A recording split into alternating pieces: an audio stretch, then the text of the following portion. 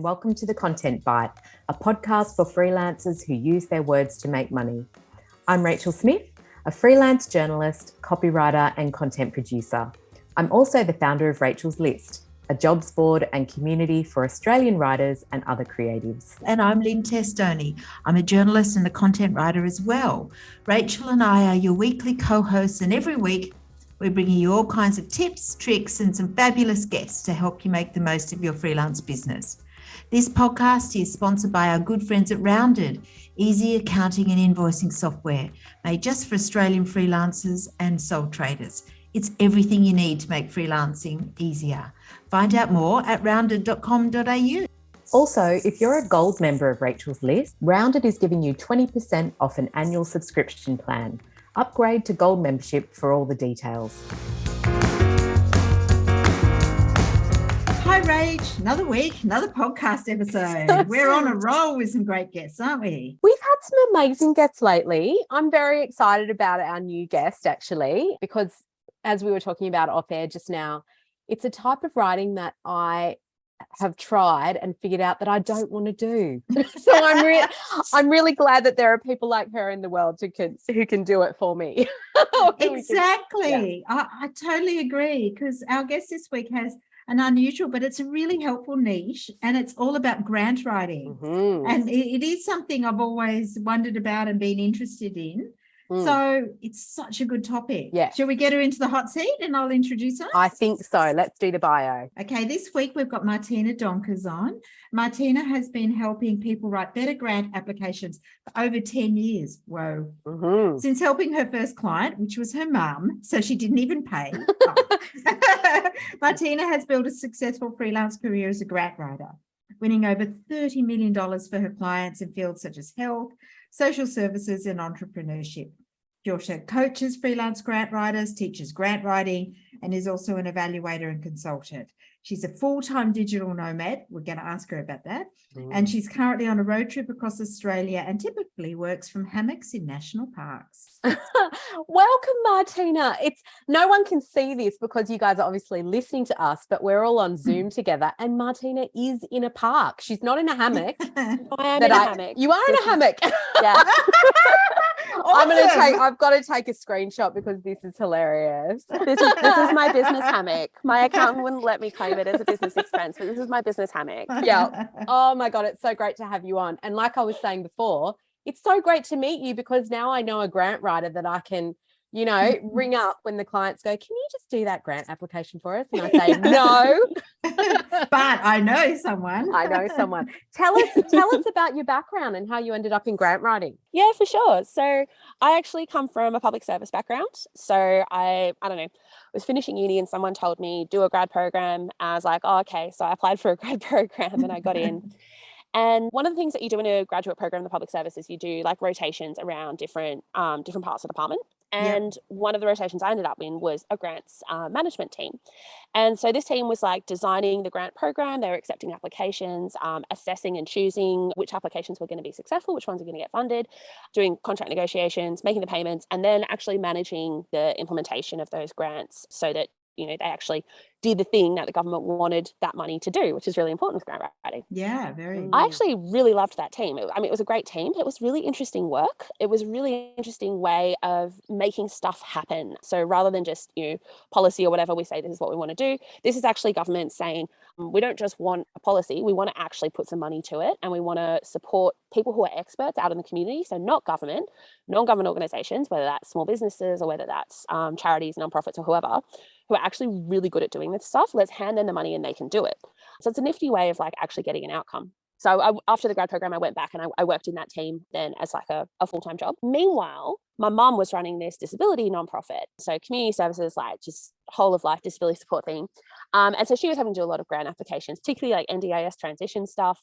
And, grant applications are a huge amount of work. And there's a particular way of doing it. And so it's like, oh, mum, like remember to do this, remember to do that, like all the things that I'd seen in all these applications that I had been assessing. Yeah. And mum's just like, oh, that's really helpful. I was like, oh, wasn't that like obvious? Like it's kind of seemed obvious to me. And she's like, no, like I mean, now that you say it, it is, but like I didn't think of that. I'm like, do you want me to help? Like you're super busy. Like, do you want me to just like do your grant applications? And she's like, yes, that would be super helpful.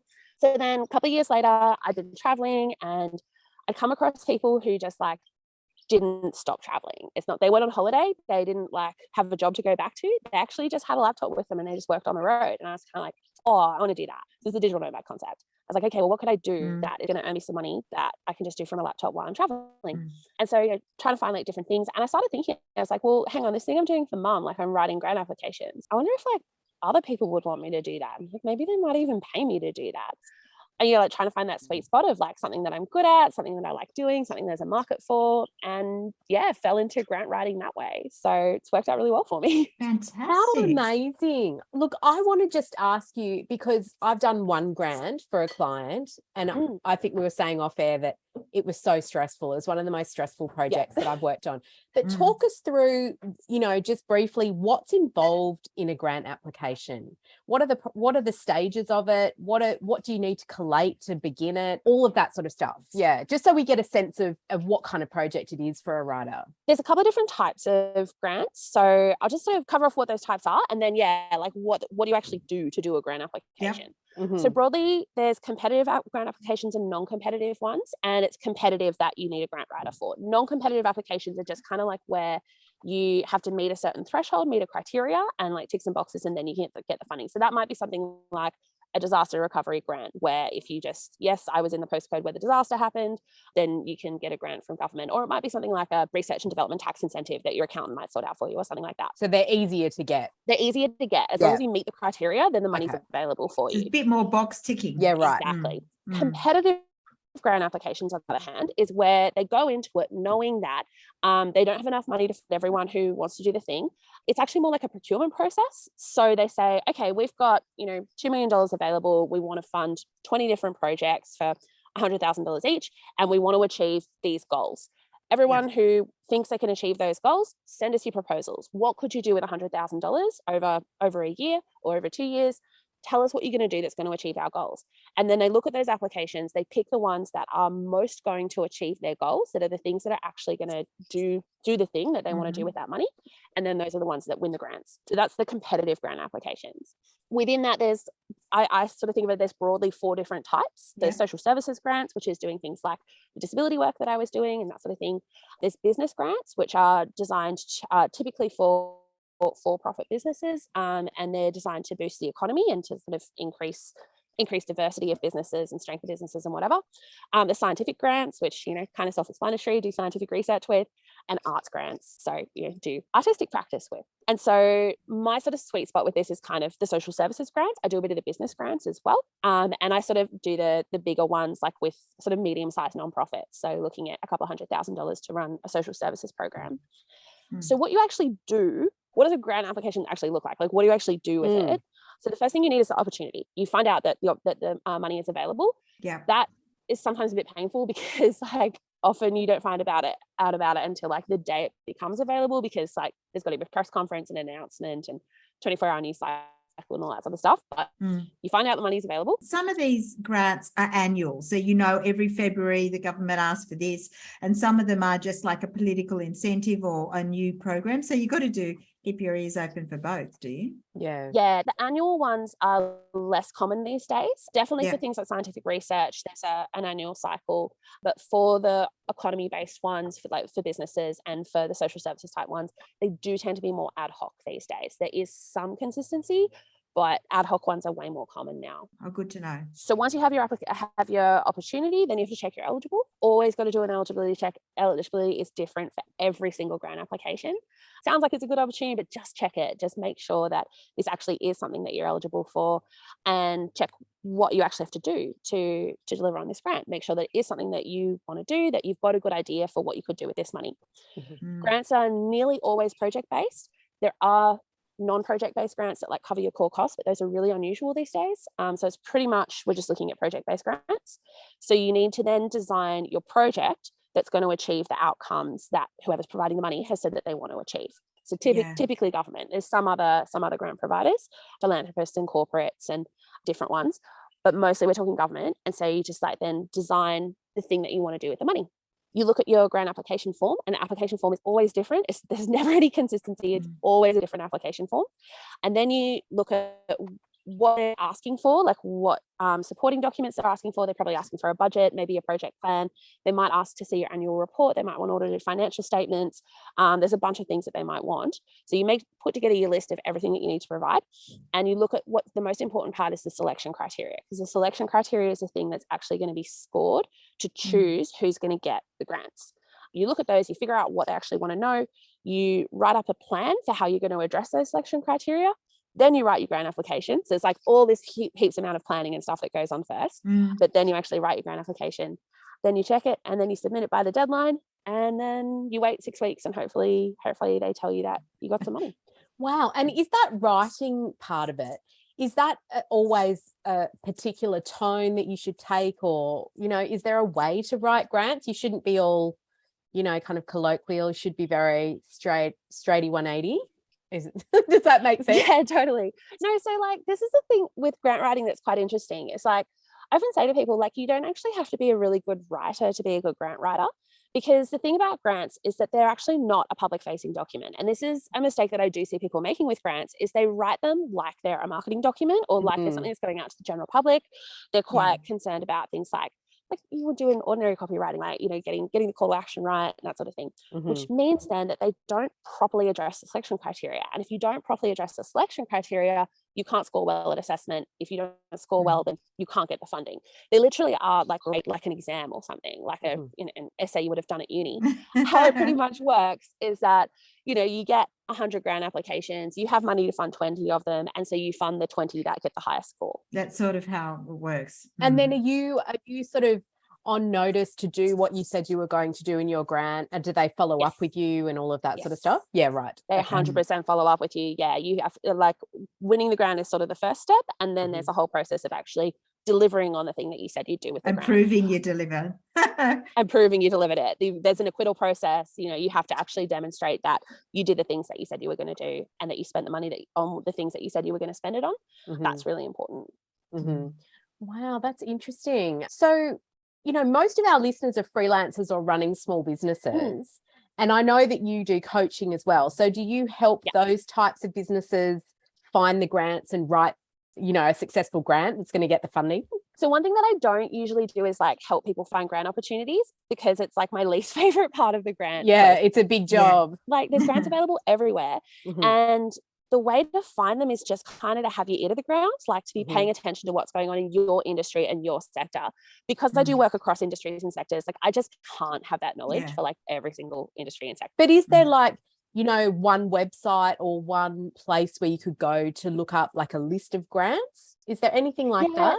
There is. Certain providers have like lists. So like every federal government grant, no matter which department it's coming out of, has to be listed on like grants.gov.au. The state governments tend to have a similar system. There are what I call grant aggregators. So they're just people who go out and look for all the different grant opportunities, put them in a big database, and you can subscribe to that. They're really useful for some people, and they're not very useful for other people. Does it depend on your industry? It depends on your industry. It depends on the scale you're operating at. All of those grant aggregators have a lot of grants, but they all have gaps. And so sometimes their focus will be really well aligned with your focus, and sometimes their focus, like your focus, will be actually the spot where they have a gap as well. So you just kind of have to, they've all got free trials. Like you can have a play with them if you wanting to look for grants very regularly.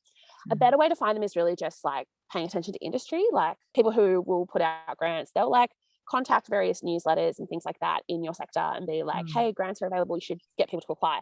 Because like the people who are handing out the money, like they want really good applications. They want the best people to apply. So they like try and promote it. They don't always do a good job with it, but they try. Yeah. Yes. I never see anything on any grants, and I would love to promote them in the wrap up and, you know, give people those opportunities. It's really, it's interesting. So you said like, so coaching, so freelancing sort of thing. So whether or not it makes sense to bring in a freelance grant writer does depend a bit on your ROI, like your return on investment, and like how much the grant is for. So you would think like intuitively it would make sense, right, that a small grant is going to be less work to apply for than a big grant. Like you would think that a $5,000 grant might be less work than a $500,000 grant, right? Yeah. And like It's not at all true. Like, it's really stupid, but it's not at all true. Like, it's often about the same amount of work to apply for $5,000 or $500,000. It's just ridiculous. Because grant writing is quite skilled work, grant writers do charge a premium. And when you are applying for a $5,000, $10,000, $20,000 grant, it doesn't always make sense to bring in that freelance help because it's kind of expensive. So that's where the coaching fits in for me. So for the larger social service organizations that they just need an expert to come in here and be able to deliver on that grant writing, they're applying for $1,000 or $2,000 or $500,000. Yep, that's handed to me. I'll write their grant application. For the smaller businesses, it makes more sense for them to build their skills and do it themselves, but it's a really daunting task. It's a different type of writing than normal writing. It's a confusing process. There's, you've got to be able to interpret the public service language and which is just a whole other dialect. And so getting someone like me in to help with that can be really helpful, but more cost effective. So I'll sit down with a person and be like, okay, let's talk about the objectives. Let's see what they're actually asking for in this grant opportunity. Let's make a plan of how to tackle it. Okay, you go away and tackle it, then come back to me when you need help. I'll read over the grant application and edit it. I do more of a structural edit. It's not a copy edit. It's going, okay, well, let's actually get this idea into section, and this section's missing these concepts, and let's flip it around this way, that sort of thing. So that's the type of coaching I do. I also do that for freelancers who want to be freelance grant writers. So like you said before, sometimes your client, if you're a freelance writer, maybe you're doing content writing for, say, a nonprofit, and the nonprofit comes to you and they're like, oh, we've also got this grant opportunity. You're our writer. Can you write the grant? And you just kind of, that's how it starts. Maybe. That's how it starts, Martina. No. So I help those people as well. Oh my gosh. I'm getting PTSD. One of the things I get asked to do a bit, because I work with corporates, is awards, which is sort of similar, you know, because I do a lot of construction, and there's the housing industry awards, and there's a few things like that. That's also a bit similar, isn't it? It's totally similar. Yeah. It's something that I've kind of steered clear of, but at the same time, it's that addressing selection criteria thing. It's that demonstrating your capability, proving what you've actually accomplished, and putting it together into this written submission. So yeah, it's really similar. So how many of your grants get over the line? I don't always know. You don't always. They don't come back to you? The client often does, but doesn't always. Often what will happen, and I actually think this is a really good thing, often what will happen is I'll write a grant application for a client, and the client will then use what I've written to apply it for other grants as well. So some of those things get up. Sometimes that happens in a way that's not a grant. So one of my regular clients recently, well, a little while ago now, we put together an application. It was just for an $80,000 grant opportunity. It wasn't successful, but the client was then able to use the work that we did in designing that program and designing that opportunity, and the words from the grant application and stuff, to put together a budget submission for the government, for their state government. And they were actually able to get, I think it was $8 million out of that. So weren't successful for the $80,000 grant application, but the $8 million. Amazing. So you can have kind of swings and roundabouts. A lot of people think that success rate is a good way to judge a freelance grant writer, but it's actually not really very useful, because there's a whole lot of really good reasons why you don't get funded.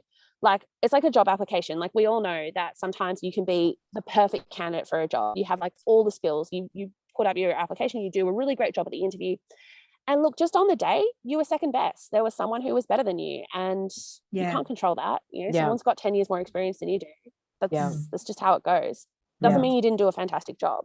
Yeah, it's interesting, isn't it? I mean, we have so many listeners who are freelancers, who might be journalists, who might have their own copywriting businesses. And, are there grants available for freelancers or not really? Kind of yes, kind of no.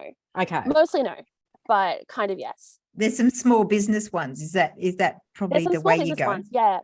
But again, it's not what it kind of depends on the day. It depends on where you live, what the particular government or the particular large organizations in your area who are offering grants are trying to do at the time. So remembering that grants are always project based. They're they're pretty much always project based. And they're to deliver on a particular outcome.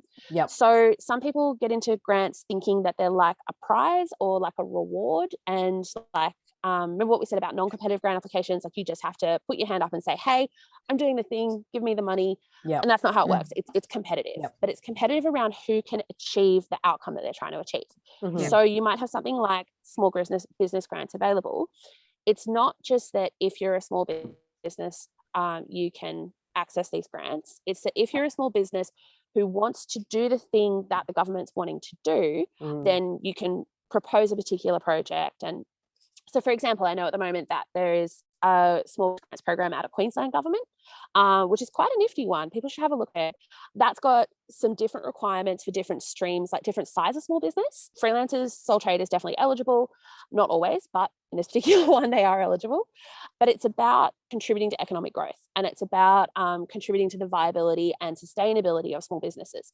So what they want is for you to propose a project, propose a thing you want to do in your business that's going to make your business stronger, and then say, hey, you know, can you give me the money? Help other businesses, maybe. Helping other businesses, but also just strengthening your own business. So it's not about just saying, I want the money to manage my cash flow. It's about saying, I want the money to invest in a new CRM, or I want the money to invest in training that's going to allow me to do blah, blah, blah, access new markets or something like that. So it's all about the outcomes thing. You don't just get the money just to have the money, woohoo, go you. You get the money to do a really specific thing that's going to try and achieve the goal that they're setting. So for small business ones, it does tend to be around achieving economic viability. At the same time, there can be opportunities to get money out of places like councils to do the thing that you do. So for example, if you're someone, I don't know, if you're an artist or something and you want to run workshops for the community, maybe for low income people or something like that, you don't necessarily want to sell to the community, but you might be able to get a grant for like $10,000 or something out of your local council that would cover the costs of that program. So you could then run your workshops for local people. Those people don't have to pay to attend the workshops, but you can get it funded through a grant from, say, the local council or something like that. So again, it's like, as a freelancer, it kind of depends on what you're doing. It depends on what your service is. But if you're trying to do something that's trying to help people in like specific ways, then there might be a grant opportunity for that, and it's worth looking around for it. That's so interesting. I know the one that you just mentioned, the Queensland government business grant one. Didn't Emma Lavelle recently snap one of those up? I think that was the one that Emma got. Yeah, and it was $5,000 that she got.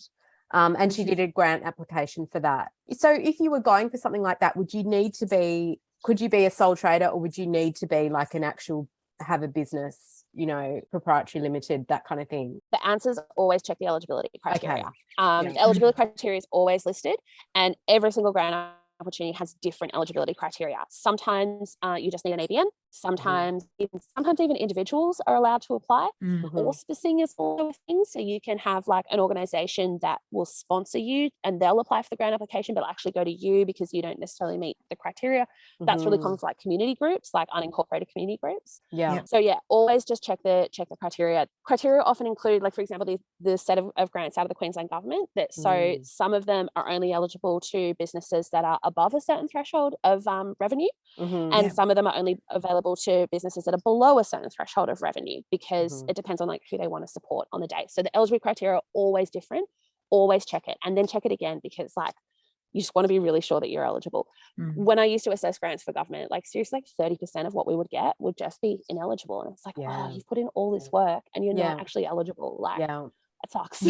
I know. So there's that aspect of it, but it also sounds like you have to be really clear in how your project or your outcome aligns with what the grant wants to do with their money. Exactly. And maybe if you're not clever enough about that, or it might be a really great idea, but they might say, well, I don't see how this aligns with you know, our goal for the money. Totally. I had this grant application when I was assessing them. So we were doing like digital inclusion stuff, so like building digital skills. I had this application that was like for a senior centre doing social community stuff for seniors, but without the digital element. And it was a great idea, but the legislation, like the actual, you know, acts that passed our grant program said, you know, this is what the money is for. Like we actually weren't allowed to spend it on that. So even though this proposal was, I don't know, it was kind of nice looking, we actually weren't allowed to, because our funding was only for this specific issue. You know, that's like public service. It's always you're working on your really specific issue. Grants are really very much like that. There is that temptation to think of it as being free money. That's the thing, isn't it, with grants? Go, oh, wow, free money. I can just do this. It can make me rich. So that's 100%. You've got to pull back. The number one myth with grants. It is the number one myth. Grants are not free money. They are, I think it's much better to think of them as like procurement. Like they're a way of an entity with money, whether that's a government, a philanthropist, a corporate, like whoever. It's a way of an entity buying a particular outcome. It's like when you go and like, you know, buy a photocopier, except that you don't necessarily know that you want a photocopier. You want like copies of images, and you don't really care about the process of how to do it. Like you want a particular outcome. So rather than trying to buy like, you know, a photocopier or gardening services or like whatever, you're trying to buy like homelessness support, or you're trying to buy like disability inclusion, or you're trying to buy economic growth. And so the grant is not free money. The grant is a way of achieving economic growth or disability inclusion or women's economic empowerment or like whatever it is. So it's thinking about it from a procurement lens is way better. It's not free money. So many strings attached. And it's like, it's okay to decide that grants are not a good strategy for your business because there are heaps of strings attached, like heaps. And you need to go in with both eyes open, like knowing what you're going to be required, you know, to deliver on, like prove that you've done and that sort of thing, because it is a lot of work. It's worth it, but it's a lot of work. And often it can be better to have a more flexible funding source too.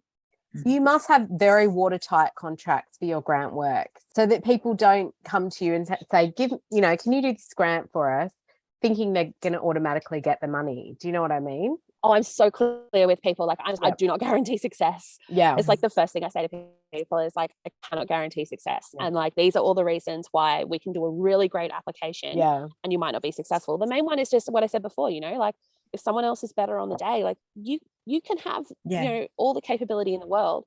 If someone else has got more experience than you, they've got more experience than you. Like, that's just how it goes. These are competitive and they're getting more competitive. And so is that basically the core business, that all the stuff that you do is grants? So how do you find your clients? Is it mainly word of mouth? Okay, so I don't only do grants because I am someone who, once I get good at something, I get kind of bored of it. So I go and like find other things to do as well. That's one reason why I've moved into more like coaching and supporting people, because that's like a fun thing for me to do as well. I recently got my Master of Evaluation, so I'm also working as an evaluator. So I go in and like look at social services programs and stuff and like figure out, you know, how well they did them. So that's often a contractual requirement, but also just something like people want to know, like they want to know if they did a good job on stuff. So I'm a little bit of a bitter, like I do different things. I could do grant writing full time, but I'm just like, I like my variety, and so I do a range of different things as well.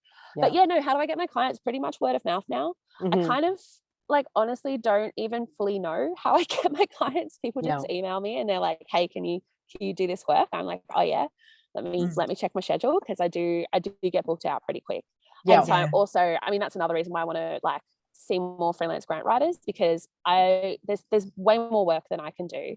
I want more skilled people who I trust, who I can like, hey, you should talk to that person. They're a great grant writer. Is it good money though? Like, how can we entice people into grant writing? It's good money.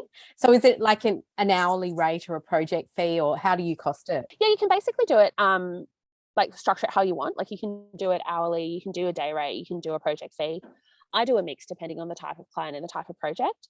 But typically a project fee, and just do 50% upfront, 50% on completion, and just choose an hourly rate that makes sense for your skill and capability. So what I do is I just choose, so basically the salary that I would expect to make if I was in an equivalently skilled position in the public service or in a nonprofit, and then I break that down into a consulting hourly rate. So not like, I don't just divide by like 40 hours a week, I divide by like the number of hours that it was realistic to bill for, you know, in a like the number of hours I could actually work, and like divide it out that way, and then use that to create a project quote for people. Would you say that the hourly rate is kind of comparable to copywriting rates? So if you're, I actually know what copywriting rates are. like if you're sort of junior, you'd be like 50 to 80, and mid-level you'd be 80 to 100, and then senior you might be up to 250 now, depending on, you know, what your skill level is. That's definitely about right. So junior, I'd be thinking for grant writing would be maybe 50, probably more like 60 to 80 or 90 for junior. Mid sort of like 90 to 120, and then really good like just above that. Oh, that's a good benchmark to think about. And then like depending on the size of the project as well, so like if it's only going to be like 3 or 4 hours, the hourly rate's a little bit higher because of course there is that like non-billable work that surrounds it. When you are working on a really big application that is going to be like 60 or 80 hours work, then the hourly rate comes down a little bit because you've got 60 or 80 hours of work. So yeah fair enough. yeah I also wanted to ask you, or we both wanted to ask you about being a digital nomad, because it's like living the dream, isn't it? Is it living the dream? I mean, it's pretty great. Like, I really like it. That's why I still do it. Where have you been and how long have you been on the road? So I hit the road in 2016. I went backpacking around South America, and my goal was at that point to come home with not an empty bank account. So I had enough money to last for my trip, but I wanted to earn some money while I was on the road and figure out the freelancing thing. And so that was successful. So I kind of I started my business, made my website, got my first couple of clients. And then 2017 is sort of when I jumped in with 2 feet. I was like, okay, I'm gonna make a full-time income from this. And I did. And I traveled to, I think that year I traveled to 20 different countries, bumming around Asia and Europe and just, bouncing around. Good for you. Lovely. I did have a bit of a pause. I got this opportunity came up for a full-time job in Sydney, and I was just like, oh, I kind of need to jump onto that. So I sort of backpedaled the freelancing and just sort of let it simmer in the background. Didn't take on many clients, just very occasional ones where people really wanted me, and had a job where I went to an office for a bit, but it was always a temporary thing. I always knew I was going to go back to the full-time digital nomad stuff, and found opportunities to do that while I was in there. I went to New Zealand and just worked from New Zealand for a while because I could. So I did. Yes. Yeah. Pandemic was less optimal for that sort of thing. Yeah, we were going to ask about the pandemic because it's not a good time to be a digital nomad.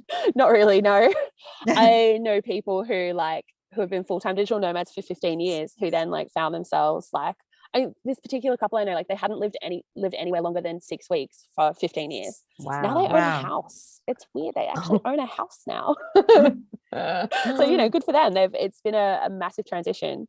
Yeah. For me, I was just about to go overseas. I headed home to this was just after I'd been living in Sydney. So I went to my mum and dad's, put some stuff in storage because, like any good millennial, I keep stuff at my mum and dad's as one does.